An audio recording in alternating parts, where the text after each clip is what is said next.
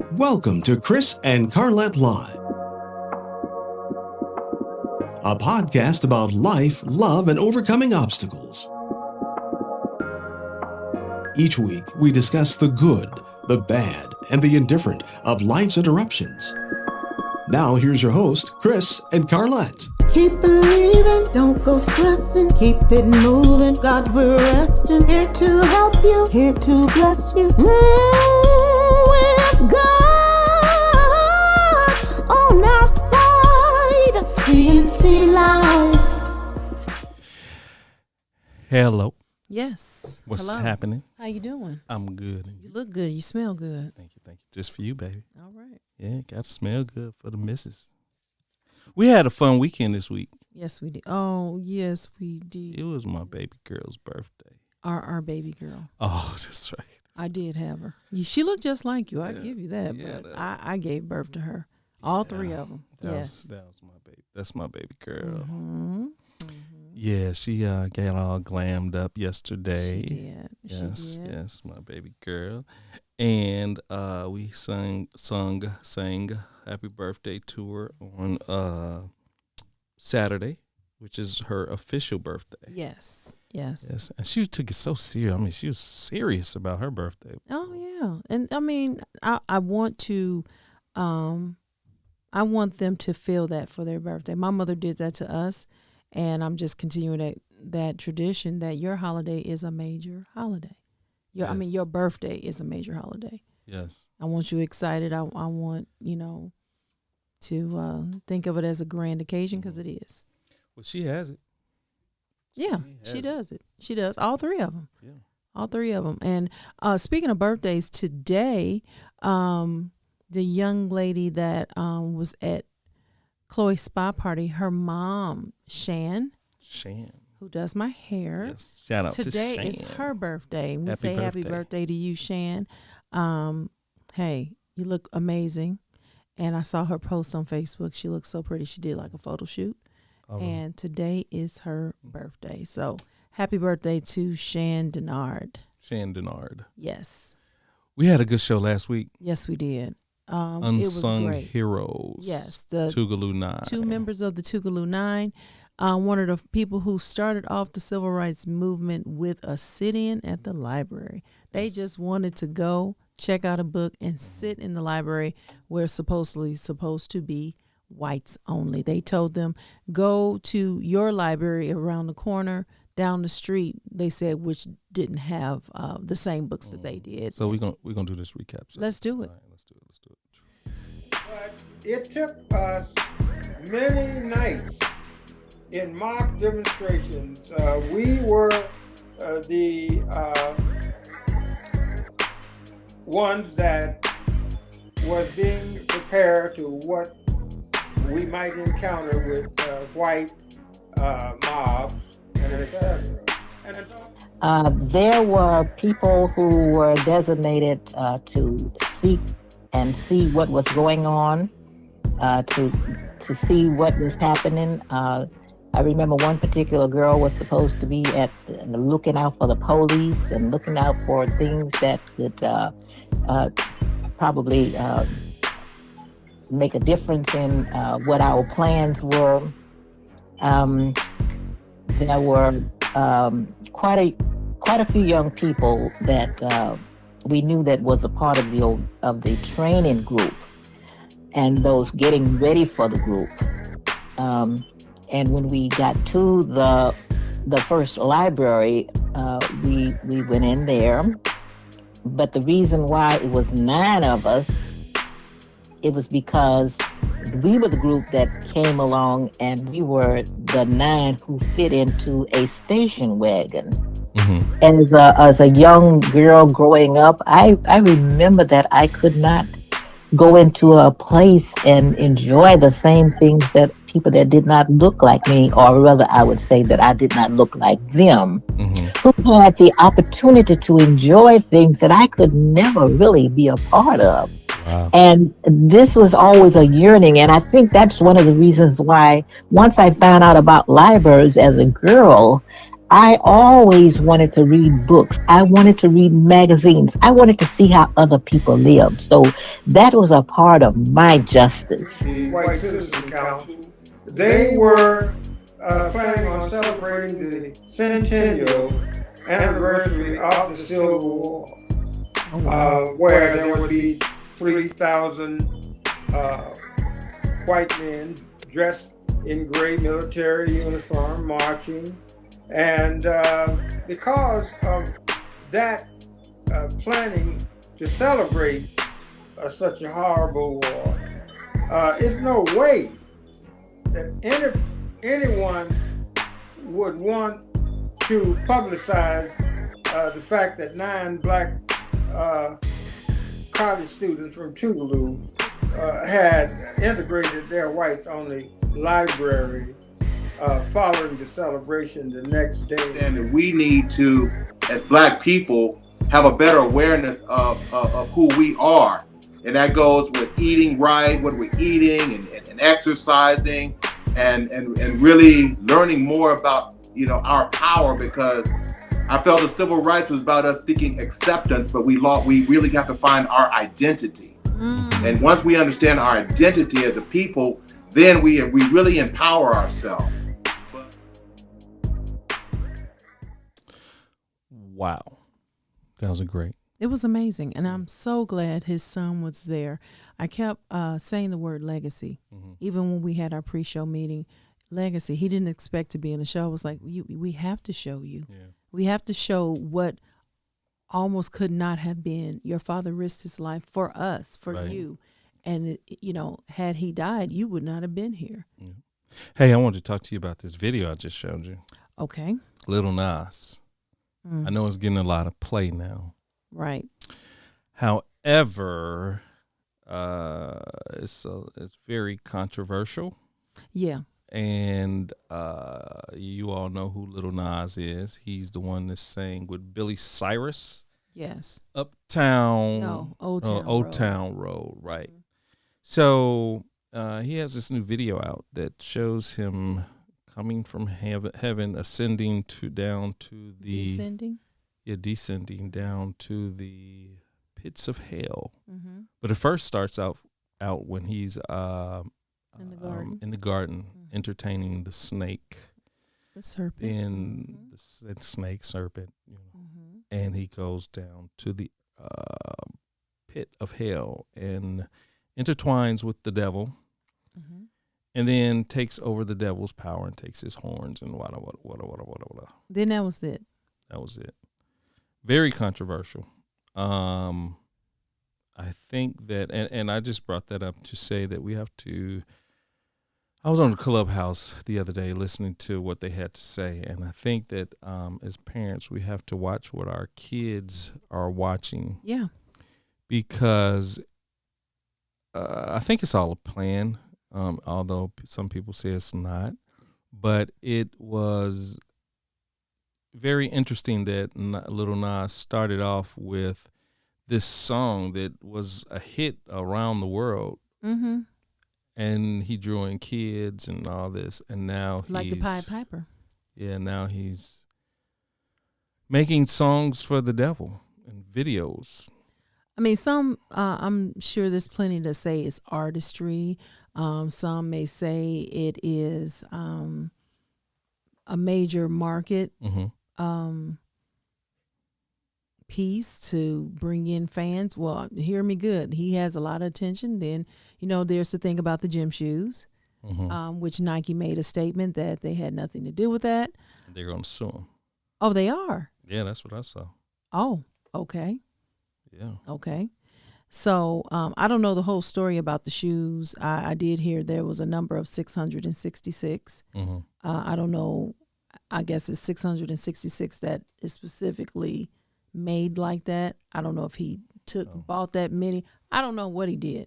But, be careful with your kids and what they're watching. Kind of reminds me when the whole thing came out with, how you let your kids just watch YouTube And so then this person was coming on and telling kids to go turn on the gas on the stove. So that made parents alert. Oh, I need to watch what my kids are watching because this thing might pop up, you know. And it was real, you know. Kids were, hey, yeah, I did see that, and they were telling me to go do this and turn the gas on and you know. So I mean, hey, let's be parents. Right. I already told my oldest son, don't you watch it. Oh, you did? Because he came in the house saying he said he watched. I guess they were he showing said on snippets. Yeah. He said he said I will not watch. He said I will not. I'm not gonna watch that. He said the snippets was enough. Mm-hmm. Yeah. And he went and told Evan, don't you watch any of that. So don't even watch none. Don't support him at all. That's what I have to say. So I don't care what he's saying. To each his own. Yeah. I mean, everybody, you know, it's their life, their decision. Hey, we have one of your friends waiting in the background. Yes. She will forever have a place in my heart. Yes. We connected through the 50 Shades of Pink, which is an organization through Dr. Jackie Walters. And she was so hospitable, warm. At that time, I was pregnant with Evan, and when we did the fashion show, I had Evan 2 days later. And everybody just wanted to make sure I did not go into labor, which I didn't. But Donna was there. I appreciate Donna because she stayed in contact with me. And when we moved away, she would do, you know, random pop-up calls. Hey, just checking on you. Going through my phone, saw you, thought I should check on. And she did. And then next, you know, you called her husband and said, hey, we coming back to Georgia, and we have connected. That's my guy. Hey, if you all remember, you see the marketing piece in our pictures, our photo. He did the photo, and his daughter, their daughter, Erin, she did my makeup, and so she's talented. amazing. Listen, so let me read her bio. Ms. Donna Dallas, a chief tax accountant in Georgia, and budget coach, has been teaching budgeting for over 20 years. Her primary focus has been teaching couples how to work together as a team and teaching kids the basics of budgeting from the ages of 10 through to college graduates. Around the age of 18, after severely overdrafting her checking account, she learned that she knew little to nothing about her own finances. That's when her godmother began to teach her the importance of budgeting her own finances. This is also where her love, knowledge, and expertise for the subject began to grow. After sitting with her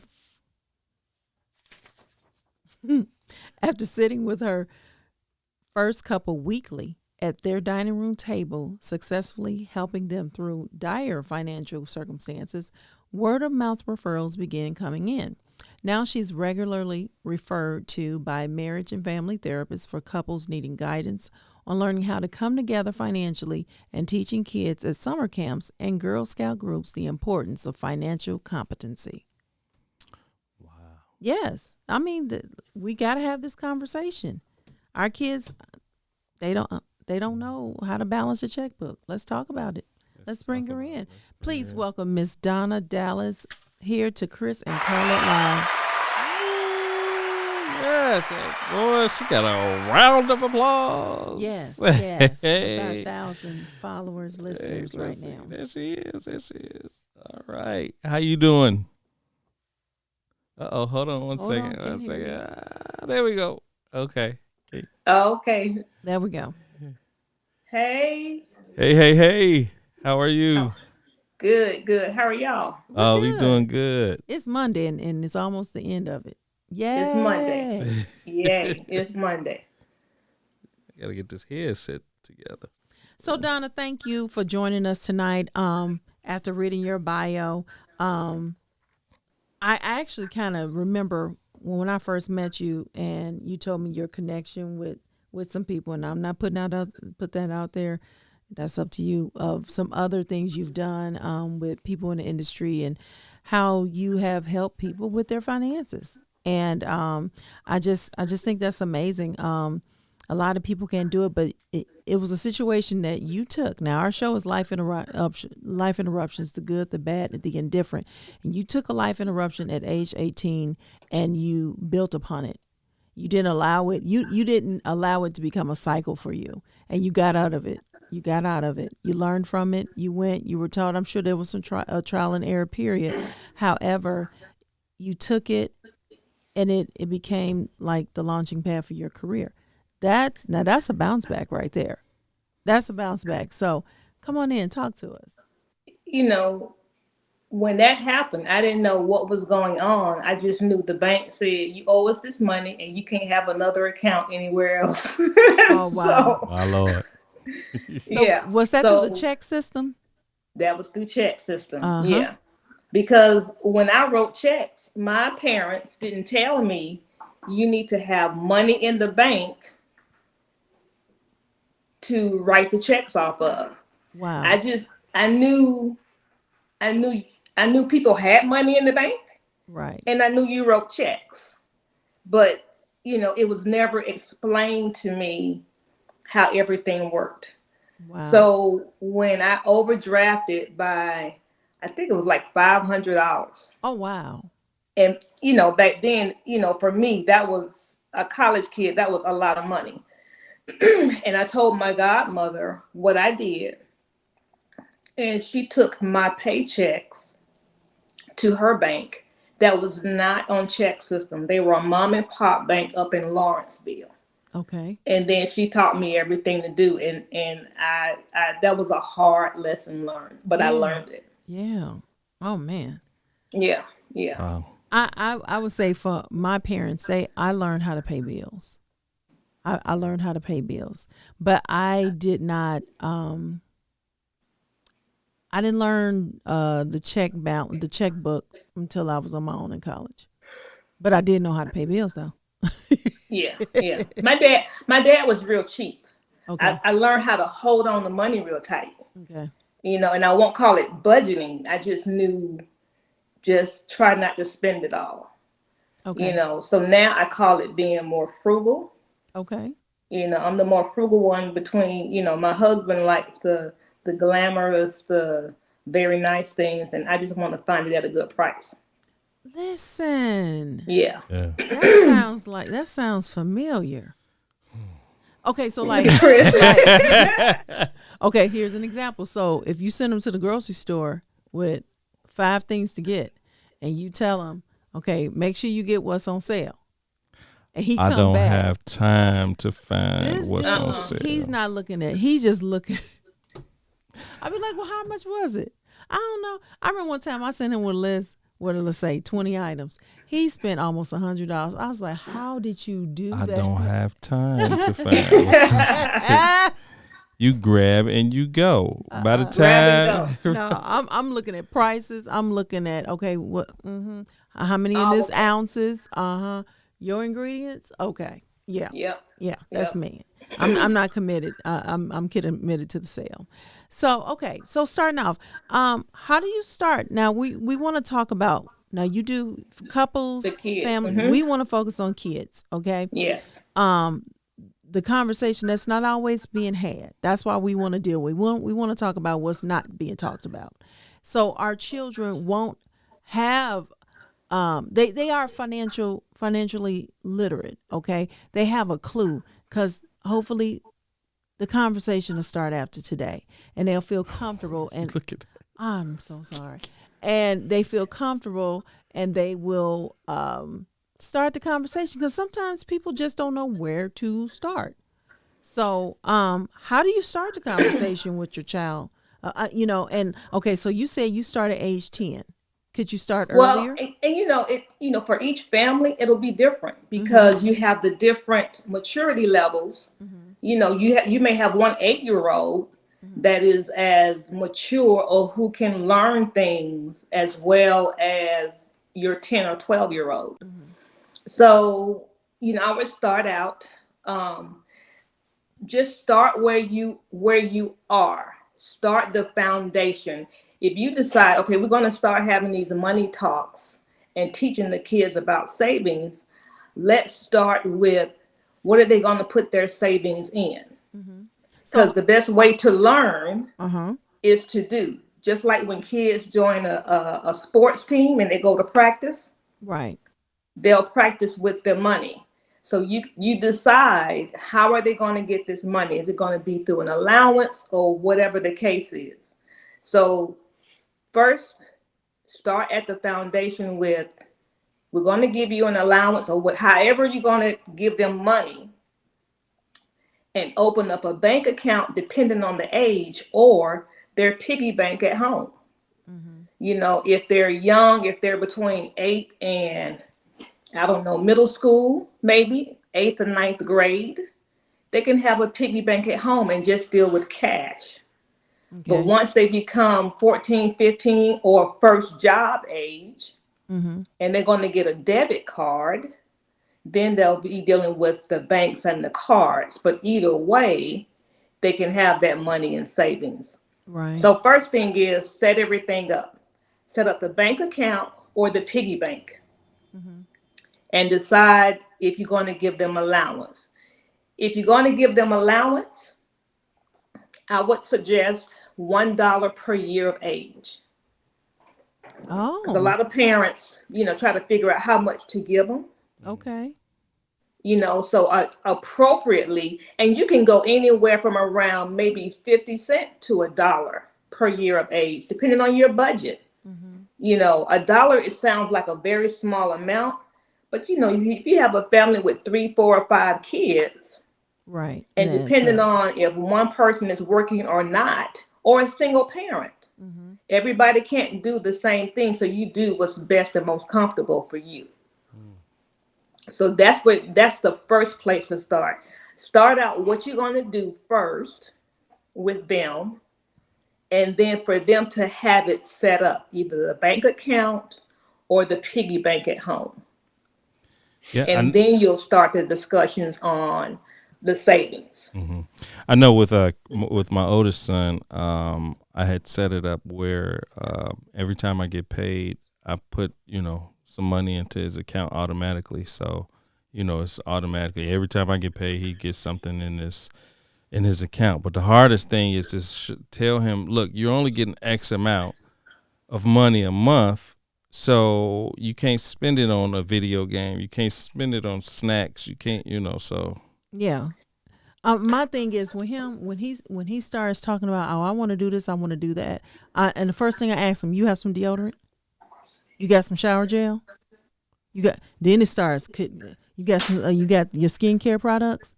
Oh, well, mama, you go back. Why should I buy it? You got money coming in.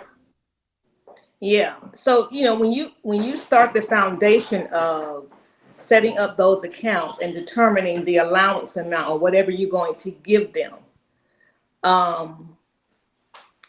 when you have that foundational talk, that's where you set the boundaries at. What are they going to be responsible for? Is their money specifically just for the fun stuff, the games? What is it for? Yes, you're going to teach them about savings, but you got to have those boundaries. If they're a little older and you're giving them the allowance, first of all, you want to tell them how much you're going to give them every so often. I would suggest at least every payday, like you're doing, Chris, or once a month. You got to give them those boundaries, because they have to understand, Chris, every time you get paid what, twice a month, every other week? Okay. And so they have to understand that for them, the allowance will come every other week or once a month. The money doesn't come out the tree when they just want it to. Right. It doesn't just show up. And also with that, as parents, if something happens to your job, if you have a single parent that stops working or loses their job, or one of the parents loses their job or employment, and now everything is on the other parent, there may be some things that may have to be cut out, and allowance might have to be one of them. But with that comes the understanding that these are real life situations, but you give it to them age appropriately to let them know. It's not like one person can lose their job, but you still keep getting allowance. Yeah. They have to understand what really happens as part of teaching them. And sometimes as parents, we want them to see all the prettiness of everything and not see the real life situations that can help prepare them on down the road. What I did with mine, especially the last two, I started their checking account before they were even 1 year old. And I started it with, you know how you get all this money in the beginning with the baby showers and all that stuff? I put that in there. You know, if I need something, of course, I'll use that. But that started their bank accounts. That started, and you know, add to it, it grows. But they have a bank account. You know, I did it with a credit union because of the benefits and all these, you know, the kids clubs and stuff like that. And so it just helps. Like, so for instance, when it's their birthday, how can I get it? So I have it where they can send it, because they can't have Cash App. They can send it to me and I can just transfer it because we're all in the same credit union. It just makes it easier. But they feel so good when you tell them, okay, we're going to the bank. I remember when I took Christian to the bank. He was, when we lived in Georgia the first time, I think he was about 8. I made him stand in line with his deposit slip. It was money from his birthday or Christmas or something. I said, go handle your business. He felt like a And big, and how old was Chris? How old was he then? he was about 8. Yeah. He was about So 8. sometimes, as you see, you may get that person, that child that at 8 years old, they can stand in line, you know, with you there, and they understand what's happening. They understand what's going on. So as parents, that's why it can't be this rigid thing. It has to be fluid, and you have to do what's best for you and your family. Sometimes people, because of transportation, they may not be able to just go to the bank, you know, so they have to do things that accommodates them as a family. Have you seen where when the parent, in the cases you've dealt with, when they try or they want you to talk to their children, they then realize, I need to be more disciplined? All the time. Yeah. Yeah. Because as parents, we see our mess ups and we don't want our kids to go through the same thing. Right. Exactly. So it's a lot of that. A lot of parents see their mess ups, see their wrongdoing, see the mistakes that they made, and don't want their kids to have that same heartache. So they try to teach them, not quite sure how to teach them, but they just know they want them to do better. And then when you're dealing with this, it runs into, you know, the conversation about credit. It does. It does. But before we get to the credit, the main thing I try to tell parents is that the children and the parents need to understand the foundation of budgeting. Okay. Just the foundational piece. Not even, you know, the credit is almost like the wet with the water. Okay. If you do the basics and take care of your finances and budgeting, pay the bills on time, do what you have to do, the good credit comes when you're responsible.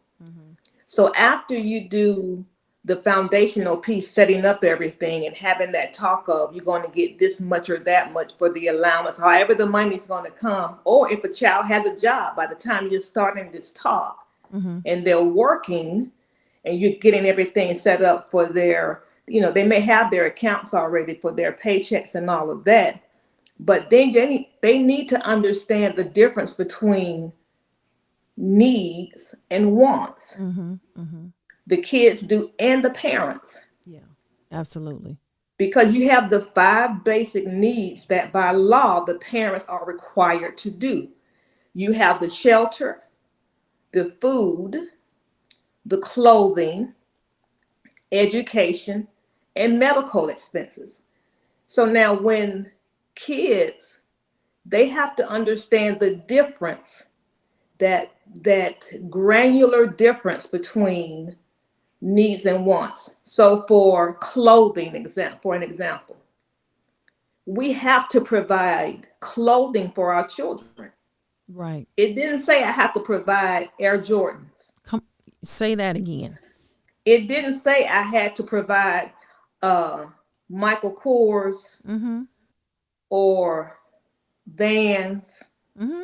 or whatever the stuff. It did not say that. That's right. The law does not say that. And sometimes the families get that confused and the kids want to throw a little tantrum or whatever. Mm-hmm. But that's not what it said. When it Right. talked about feeding your kids, Mm-hmm. you don't have to have pizza every Friday. Mm-hmm. If you have some water, a hot dog, and some chips, and that's all you had, but it fed you, Mm-hmm. you got your food. Mm-hmm. So I think that's one of the biggest things in my seminars with the kids. I teach them about that difference because they get into this, well, I need, no, that's not a need. You Mm. don't have to get your nails getting done is not a need. Right. If you share a bedroom with a sibling or two siblings, Mm-hmm. but you're sleeping in a bed, you have shelter, you having your own room with a king size bed, that's not a need. There have been times where, and I've known a lot of families who did this. They would buy their kids the big bed first, the brand new bedroom suit, and they're sleeping on the floor or sleeping on the mattress. No, Lord. But their Mm-mm. kids, and Mm-mm. I've seen that before though. They get I've an air seen families mattress. where I've seen families where the parents will buy the child a brand new car with the car note. Mm-hmm. Now their car is at the mechanic every week, but they will go out and buy their kid with a car note a brand new car. So I always have to have those discussions with them and the parent, so the parent can come out of this. They trying to give their child the world when that's not what they need to be doing. It's great to be able to bless your kids that way and just give them all the stuff, but it doesn't need to be out of order. Mm.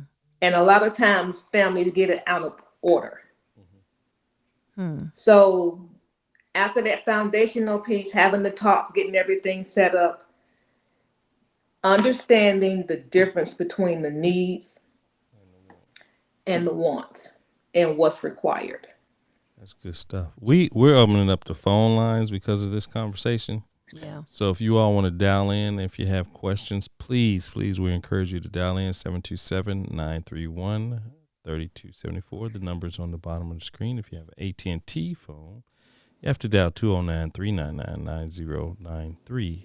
And then the access code is the phone number. So we encourage you to dial in, Yeah. please. So here's the thing. You said something. Making sure your kids have all these labels. You actually, when you start too early with that, and the emphasis is put more on labels than education. When the emphasis is put more on labels than, like you said, the basics, knowing what to do, and expectation of I gotta have, they turn into some different kind of adults. I've seen it. Yes. I've seen it, and but then you look, you if you just watch, and you maybe meet the parent, and you be like, oh, okay, now I see. Oh, Yeah. Now I see where you got it honest. You couldn't yeah. have it. And then it's like, okay, if you really want this lifestyle, this is what you really need to do it. Here's the legal way, or here's the way to do it without struggling. I'll be honest. I had a doctor's wife pull me to the side when I was 13 years old. She just loved me. She was in the church, and she said, "I want to take you shopping." She said, "You make these kind of grades this semester. I'm gonna take you shopping." And then she said, "I'm gonna give you a summer job to work in my gallery." Now I was so happy, but you best believe I had those grades. And the job came first, and I'm gonna tell you, I had to be there at, let's just say, 8 in the morning. When I tell you, I had my mom knock on the door for her to get up in the summertime and take me. By day 3, Mama locked the door, and I couldn't get in. Oh my God. She said, "Figure your way to that office." I then had to figure out the bus route. I figured it out. That day I was late, but the next day I wasn't late no more. But I got to work very early, had to sit on the stairs till the woman came to work. So, Wow. but I was okay with that. But I'm not done. So at the end of the summer, she took me shopping. I got my paycheck. And she's like, "So what you gonna do with it?" "I want to buy my school clothes." She said, "Oh, really?" She said, "Okay." And I gave money to the church. And she said, "Let me show you how to do that."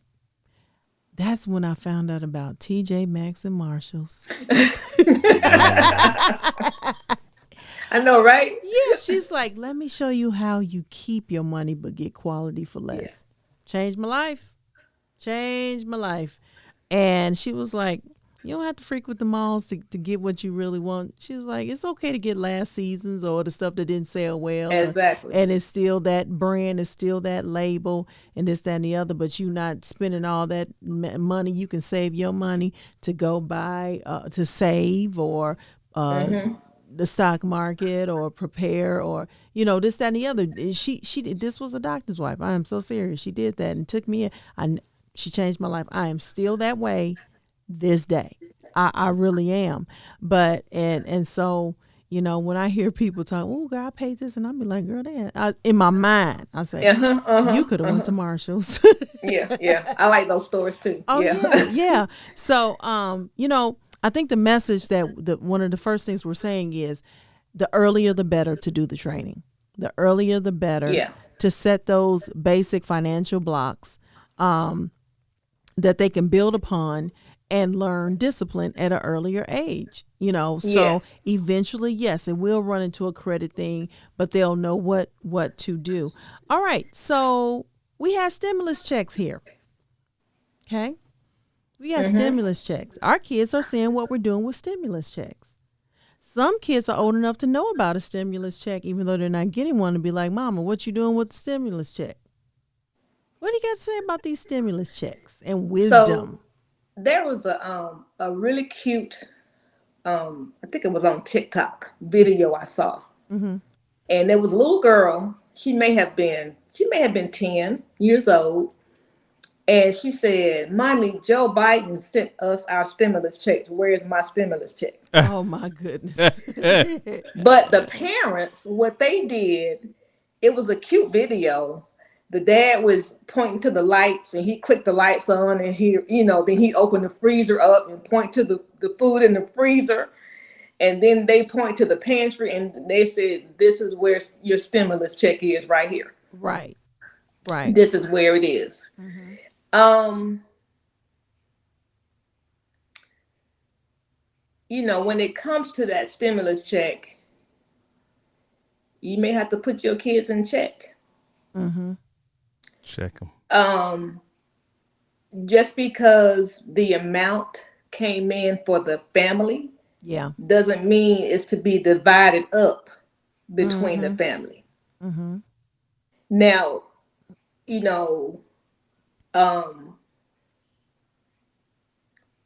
my daughter, my younger daughter, she tried that. What'd you say? Trying Even not to with put you, on blast. even with you, Put the on financial blast. coach. Okay. Right. Yeah, she tried that, and I was like, first of all, you are not working. You did no tax returns. You are still my dependent. And why are you looking at me about a stimulus check? Wow. Now she felt some kind of way. She thought she was right because she done talked to a couple of people, her friends or whatever. But no, you're wrong. That was not sent here for you. So for those families who got the stimulus checks and they can, some families may choose to give their kids some. That's cool. That really, really is. That's cool if you can, but don't feel obligated to because your kids are in your ear. Yeah. We're the parents and we are taking care of them. And that stimulus check has come in to help us take care of you. Now, some families have been blessed enough where it was just extra. Okay, that's cool. And you know, if you choose to use it to get luxury things, go on a trip or whatever the case is, do whatever, buy some more stuff. That's fine. That's perfectly fine. But no parent should feel obligated that they have to give their kids part of that stimulus money because the kids are like, where's my part?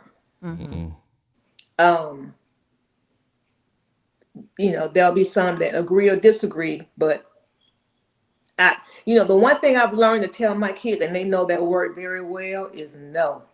Oh. A lot of parents don't know that word, and they need to add it to the vocabulary a little bit more. Right. Um, And you but have those that may not say no because they were told no so much. yes, Yeah. and I get that. Yeah. Yeah. I heard Ricky Smiley say something. He was giving rebuttal about the Kirk Franklin issue, and he was saying us parents need to stop not trying to do what our parents did. Correct. It was something like that. He said, stop trying to not do that. Yes, we're trying to,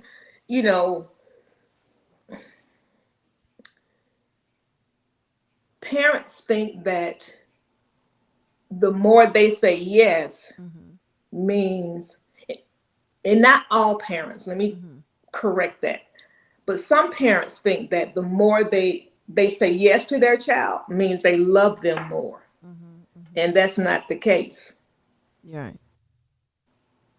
But you know what? It's hard, especially I wasn't gonna say nothing. This right here. You get that little baby girl. It's nothing like a baby girl. And you know what, Chris? We got two baby girls right over here too, so I understand. And you know what's funny? There would be times at Christmas. Oh my God, my husband would just, with our daughters, he just had to go out and just buy just the world. That's it. And I would tell him, you got X amount of dollars, and I love them too. And we love our daughters, but we're not going to go broke for them. Right. That's what we're not going to do. So we laugh about it now. We laugh about it now, and he still, they're his girls. Yeah.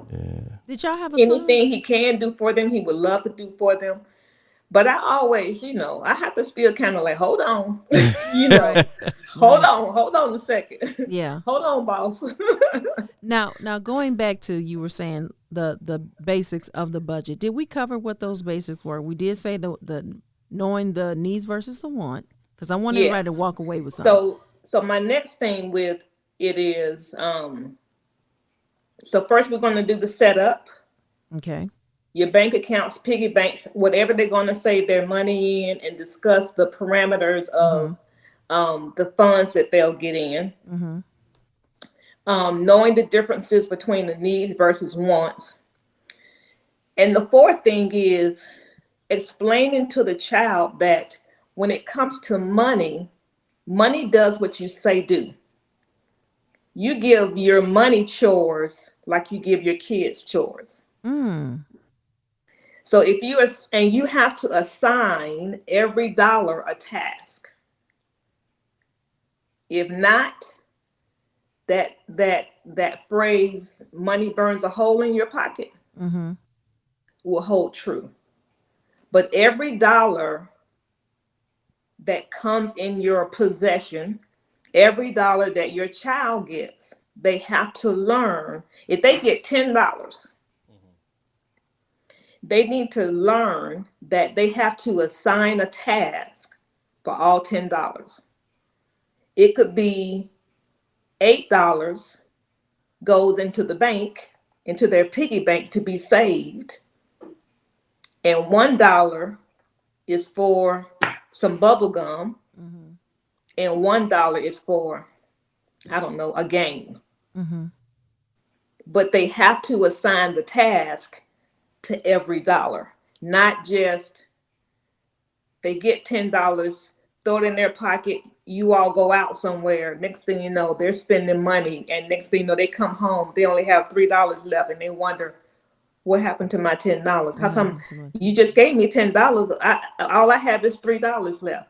Right. It's the same thing with adults.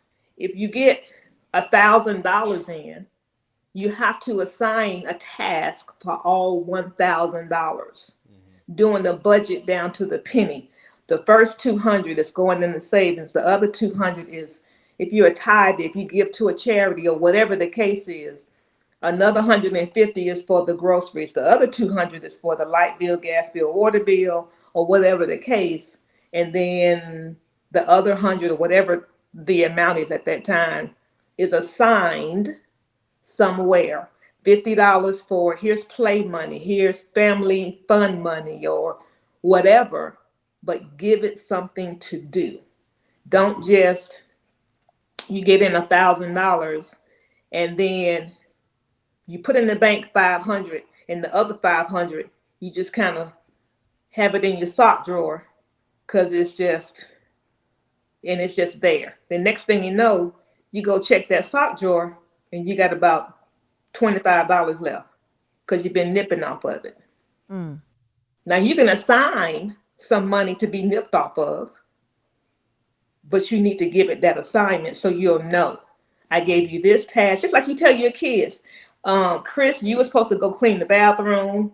You were supposed to go clean the kitchen. You were supposed to go sweep the floor. And then when you come up, you expect for those things to be done. So, okay, I'm going to come in on this. At our church, the Life Church, where our pastor, Dr. Terrence A. Merritt, he teaches this financial principle of 70-20-10. So let's go back to the number of 1,000. You break down that 70-20-10 with your $1,000 paycheck after taxes. 10%, so 100 of that going to the Lord. 20%, so $200 going to your savings. And then 70% you live off of. That's where you're going to pay. You have to assign that a task. Right. So that 700 is bills, groceries, gas, whatever the household need for the $700. The 20% is going into the savings account to sit. Or, save for an emergency, save for a vacation. Yes. Whatever save means. Yes. And then, of course, he teaches having 3 to 6 months in your emergency fund. And I'm telling you, you can do it. You can do it. I tell people, especially if I find out like somebody is a brand new graduate of college or something, they get their first job, I tell them about, now listen, they can do whatever they want. But I tell them, okay, you can set your paycheck up like this. You can tell your HR to do your 10% to go into this account, your 20 to go into your savings account, and then your 70 to go into your main account. And if you live off of that, you will see a whole difference. It's people in our church who lost their job or was in between jobs that was able to live off their 20% until they live off their emergency fund until their new job came. Testimonies. And the key is starting that early. Yes. That's optimum to be able to live that way. But sometimes if you don't start out that way and you're trying to play catch up and stuff is just kind of raggedy, the 70-20-10 it's hard.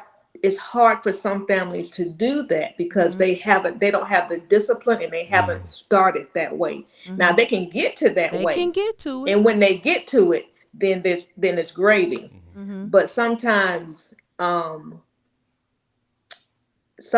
just trying to tell somebody out the gate to do that and they're not there. Right. Well, that's why I say I try to get to, especially college graduates. I try to Yes. get to college graduates or people with their first job. I don't care if it's their first job and they're in high school.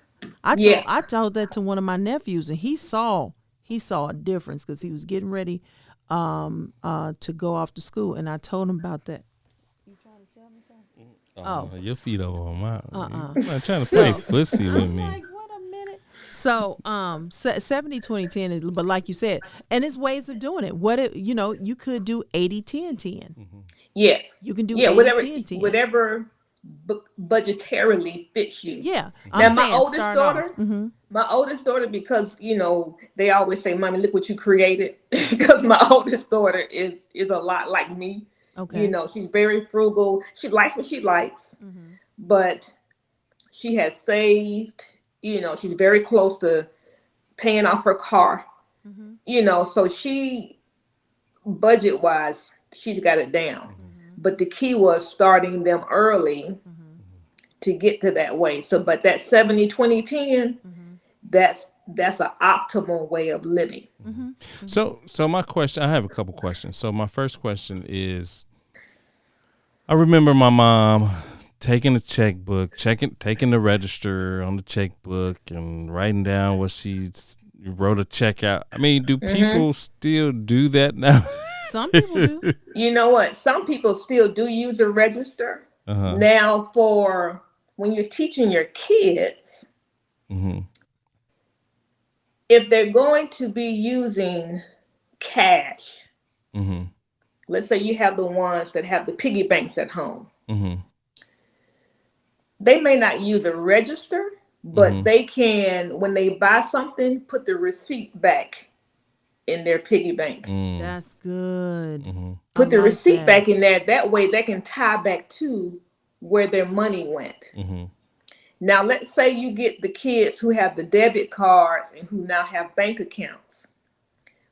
The bank accounts, when the statements come either online or in the mail, now they can look at the transactions that was used by the debit card. And they can check their accounts, because the thing with the debit cards, the transactions are immediate.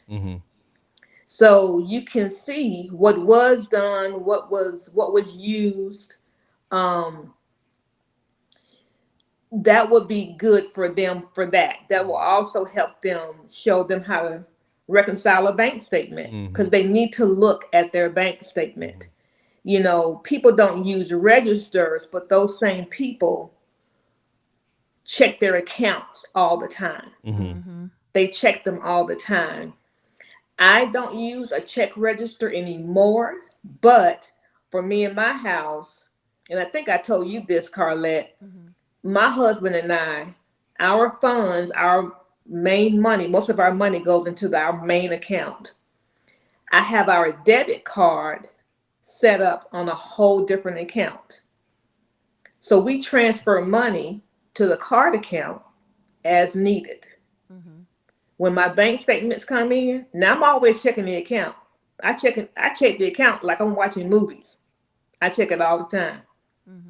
But when the bank statements come in, I reconcile back to make sure that what I have currently in that account is on the bank statement.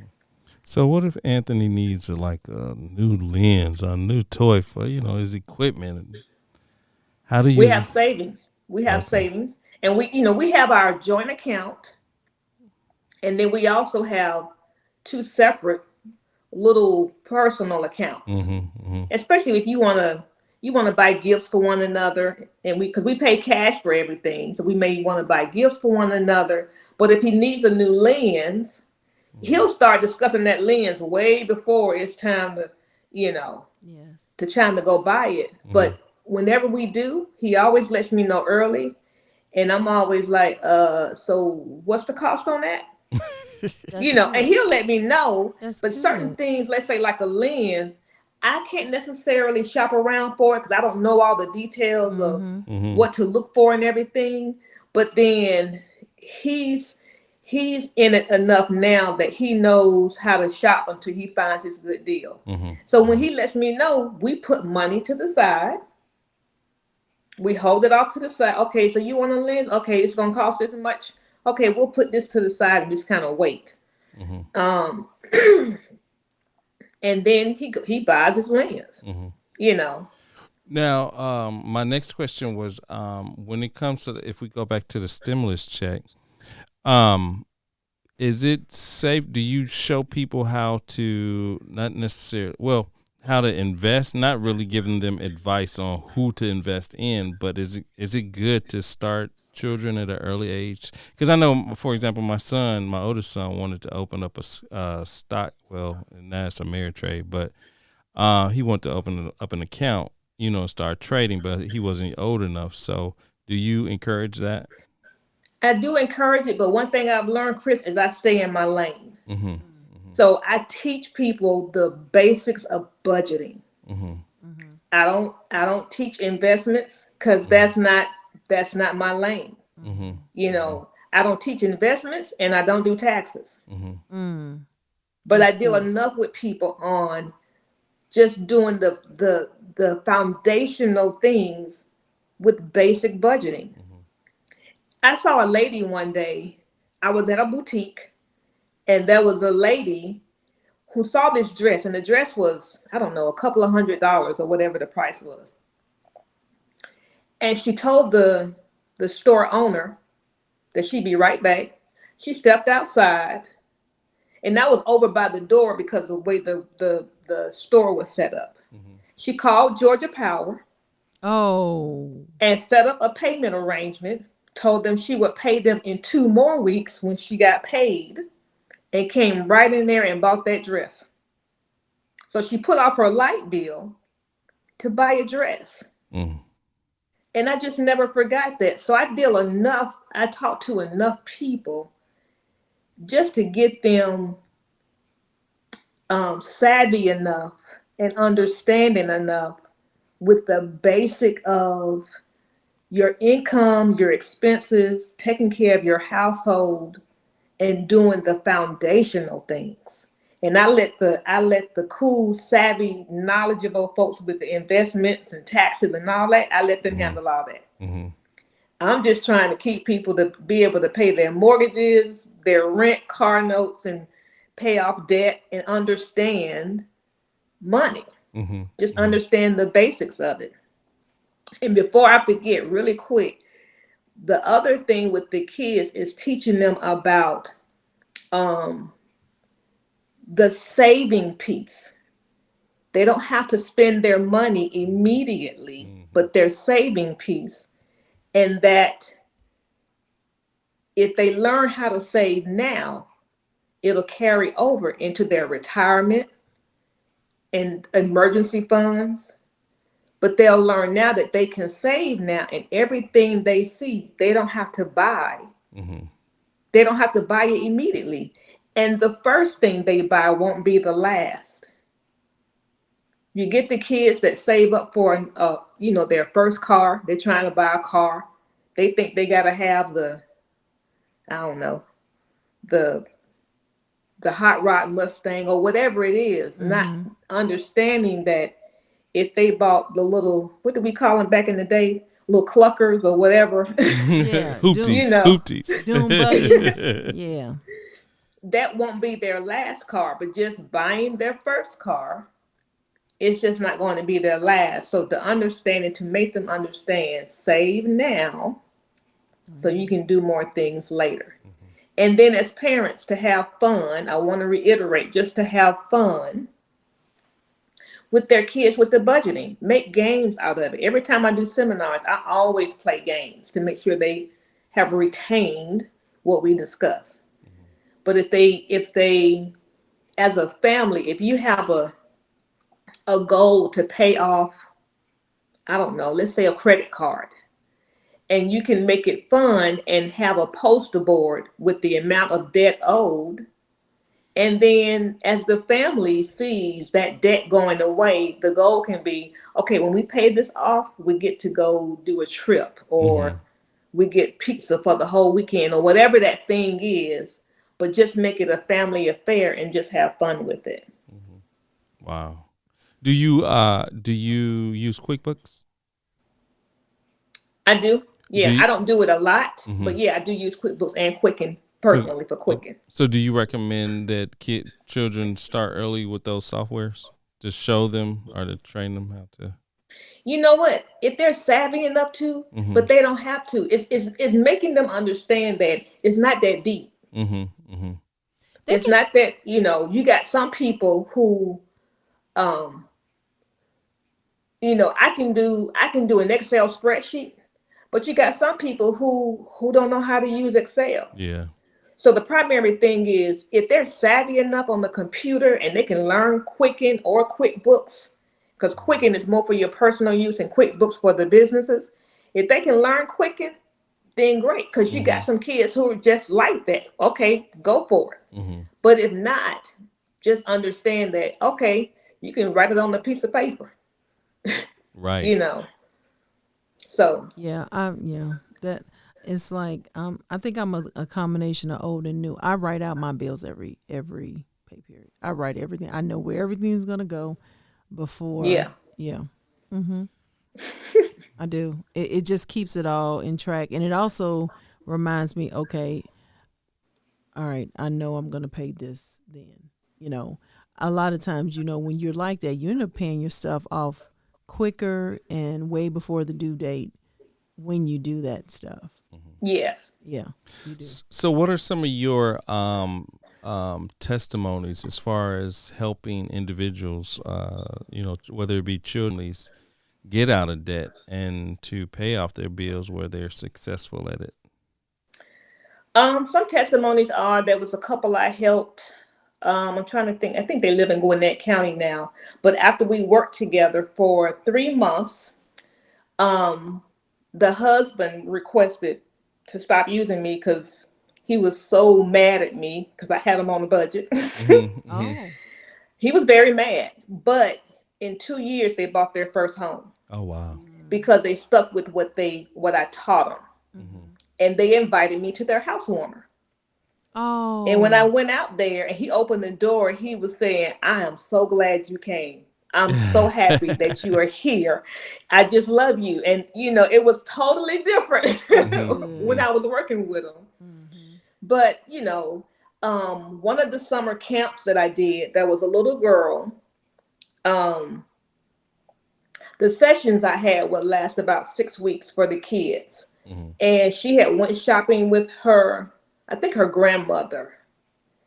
And the grandmother came back and told me, she said, Miss Donna said I have to budget this, so I can't just buy this just willy-nilly. I have to plan for this.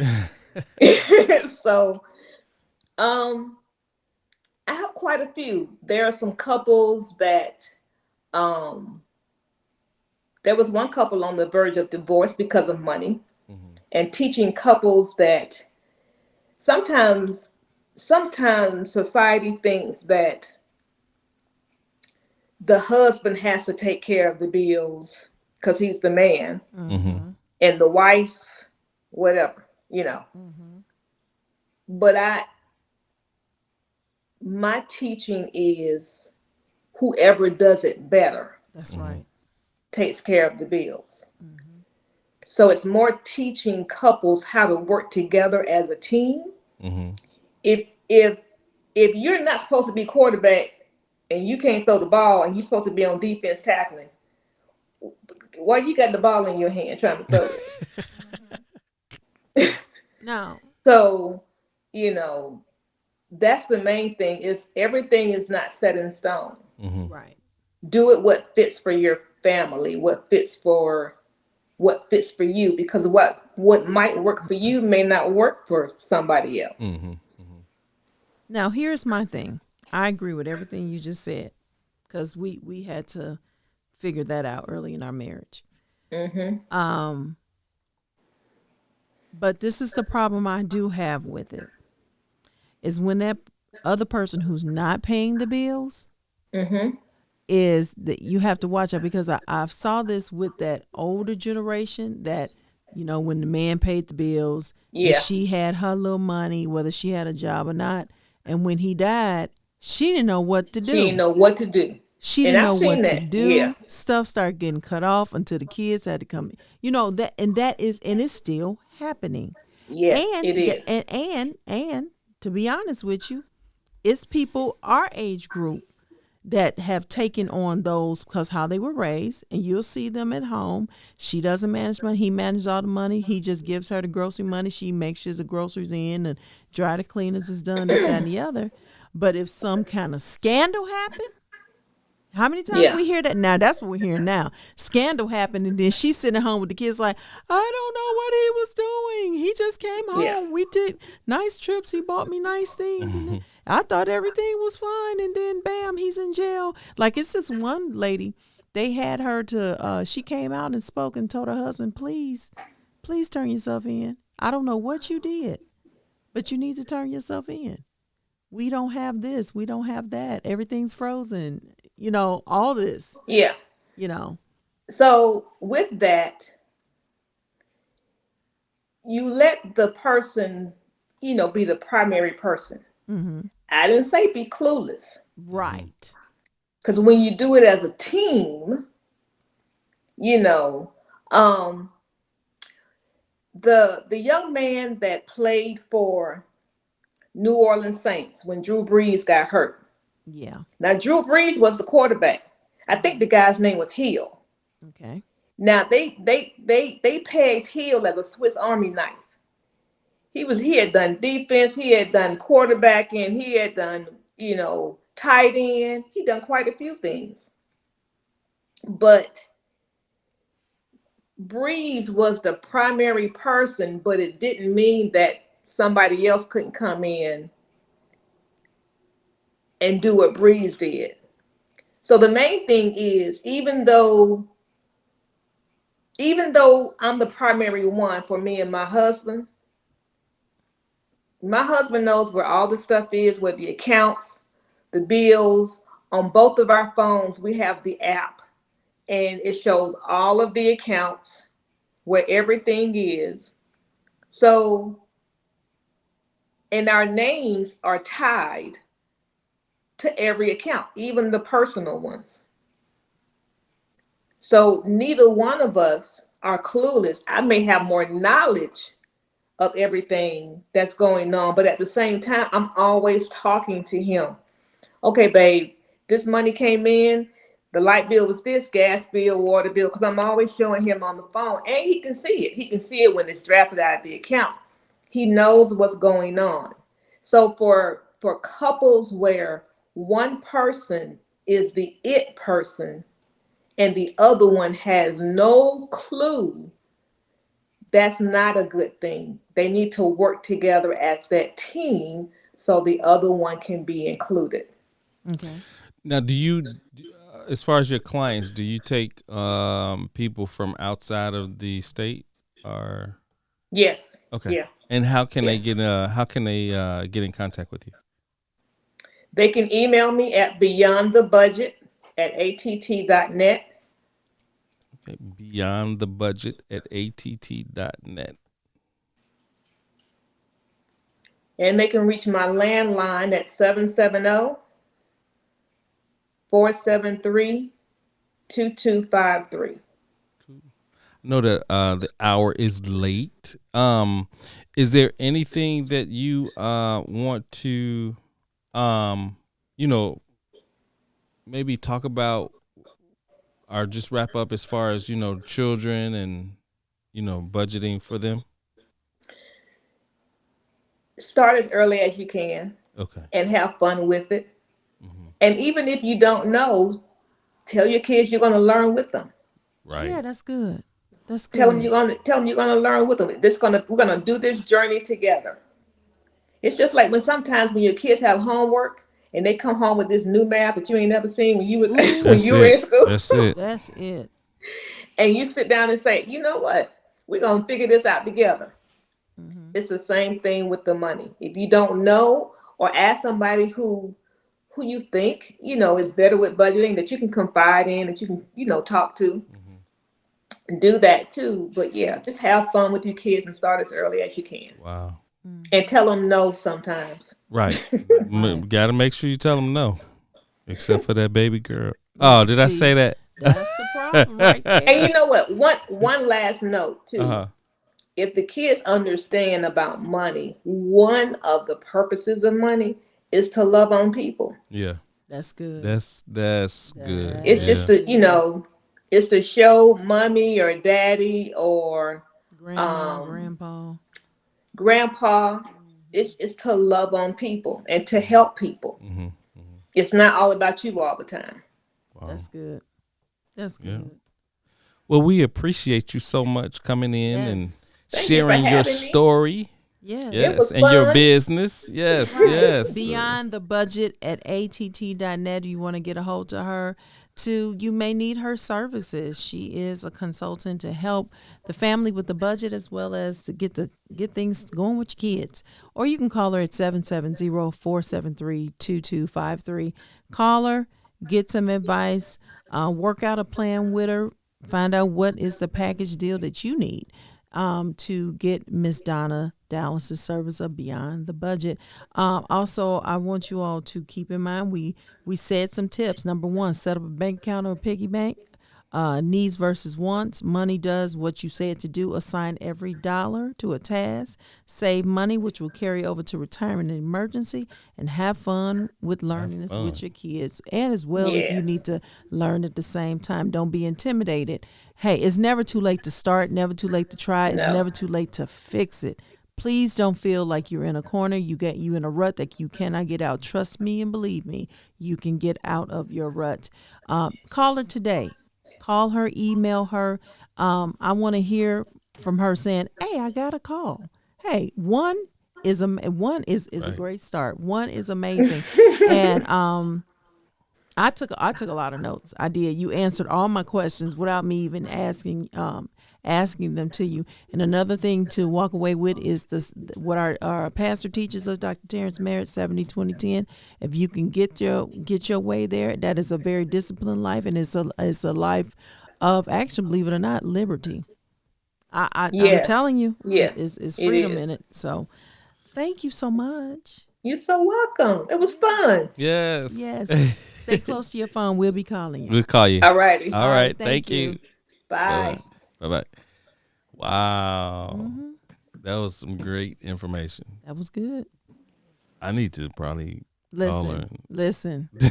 I was waiting if you was reading between her lines and that you heard the Spirit of God. Did you just mute me? No, I did not. Okay. All right. I can mute you right here. Don't do that. Can you hear me? Can you hear me now? Because I have the control. Okay, so what are you doing next? Next, we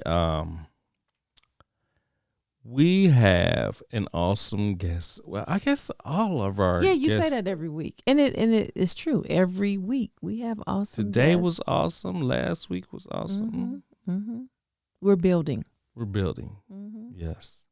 But we have we want to try to so we have a meeting this week with our producer, and we're going to he's just going to talk with us just to see where we are with the show and what do we like, what we don't like.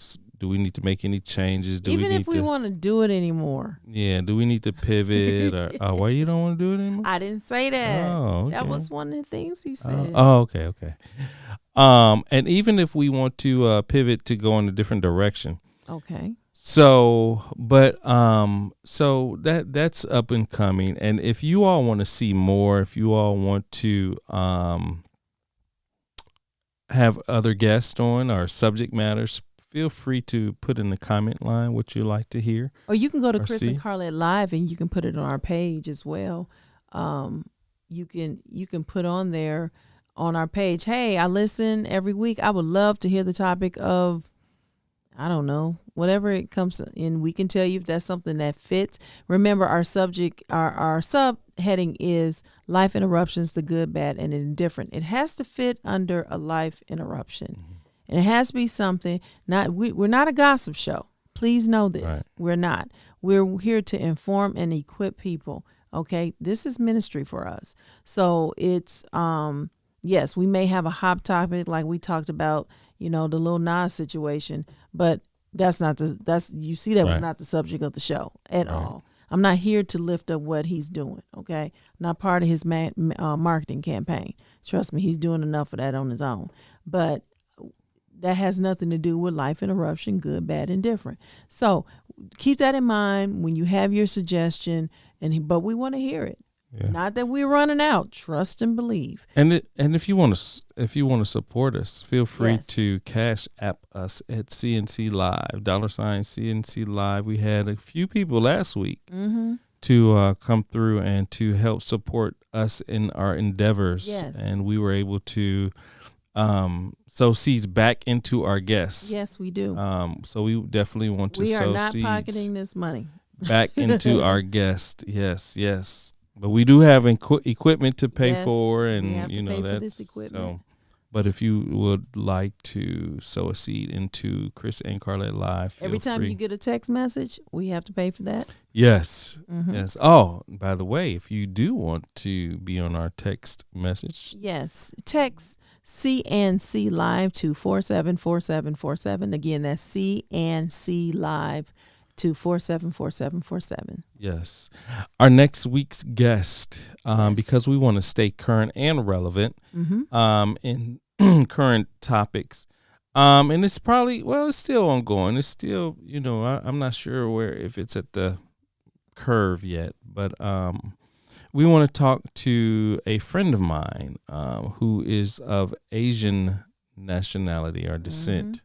We want to talk about, what are Asians dealing with? When I look at Asian Americans. Asian Americans. So when I look at different ethnicities, I'm like, man, they're going through the same thing we're going through. Like as far as blacks, African Americans, I mean, as far as the hatred and stuff that's going on, and I'm just like, oh man, this is crazy. Next it's going to be another ethnicity, and why are you looking like that? No, I'm listening to you. Oh, okay. And your ethnicity. Ethnicity. Well, Okay. praise the Lord. Don't talk about my mom. Epcot. Joy, you watching? No, just but so we want to reach out to our Asian population to We're having that discussion.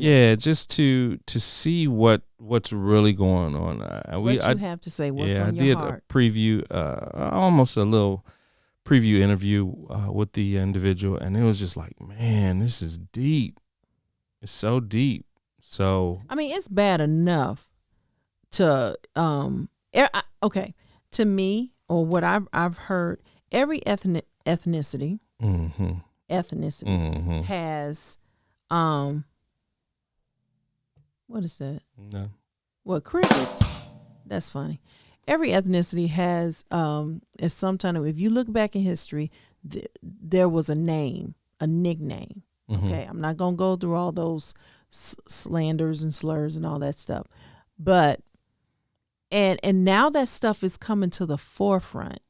That stuff is coming to the people who are saying it, and they feel, and they're okay with saying it. They don't care anymore. They've been sick and tired of holding it, and now they're saying it, and it's almost like okay, who's next to attack? And it was bad enough to be labeled as the people who is the China flu or the China virus or the China Wuhan. You know what I mean? And then you start seeing all these attacks. You're seeing them on the news where Asian Americans being attacked as they walk down the street with their groceries, and they bump into them, and then they have a concussion, or you seeing that stuff live, and just simple angry. And then here in Atlanta a week or two ago, the shooting at the salon, at the spa, or whatever it was, and you had 8 people, and I think of the 8, 6 were Asian Americans, or something like the count like that. But I think it's just wait, and I'm not done. Okay, go ahead. And so they get the shooter and describe him as he had a bad day. Now let that shooter be black, he would have been dead. But what gets me is how they're able to walk away with a bulletproof vest on, and they taking them to go get something to eat, like they did the guy in Charlottesville. Was that Charlottesville? I think so. And so, it's just when we do something, we either in jail or dead, more than likely dead. Then versus the other persuasion is, oh, they had a bad day. Oh, it's a mental issue. It then becomes a mental issue. They won't call it terrorism. They won't call it what it really is. Mm-hmm. So yes, this is we have a divided country and we have two kinds of laws. Yeah. Also another hot topic too is for this that we're going to be discussing next week. No, just I'm on CNN, but the Georgia voting laws passing. Yeah. Where one part of the bill that was just passed was you can't pass out water. How ridiculous is that? That is so stupid. You can't pass out water or food. They want you to suffer. Because they're trying to say that that's going to sway the vote for the Democrats. I'm just like, how ludicrous are these Republicans to say that you can't pass out water?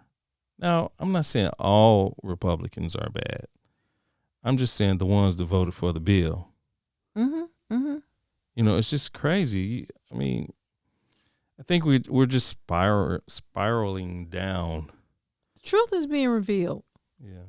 It's one thing to pray, Lord, reveal truth. Let truth be revealed. You need to prepare your heart for that truth. Mm-hmm. So you won't retaliate unethically. Mm-hmm. You end up in jail and while they still out in the streets. Mm-hmm. You got to remember, a lot of this stuff is being said because they want to get a reaction. They want to get a rise. They want to start something. Mm-hmm. You got to be strategic.